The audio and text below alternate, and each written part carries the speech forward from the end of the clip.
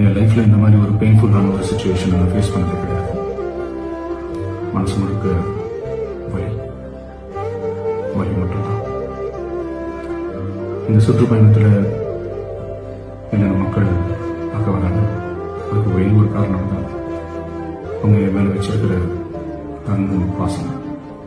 அந்த அன்புக்கும் பாசத்துக்கும் நான் எப்பவும் கடமைப்பட்டுட்டேன். அதனால தான் இந்த சுற்றுப்பயணத்தில் மற்ற எல்லா விஷயங்களையும் தாண்டி மக்களுடைய சேஃப்டி அதில் எந்த காம்ப்ரமைஸும் பண்ணிடக்கூடாதுன்றதுக்காக தான் அது என் மனசில் ரொம்ப ஆழமாக இருக்கும் இந்த எண்ணம்.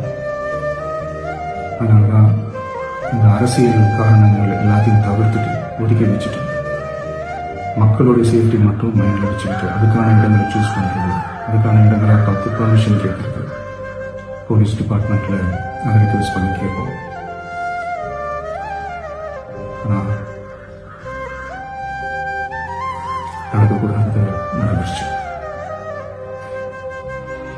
அந்த மனுஷன் தானே அந்த நேரத்தில் அத்தனை பேர் பாதிக்கப்பட்டு இருக்கும்போது எப்படி அந்த ஊரை விட்டுட்டு என்னால் கிளம்பி வரணும்.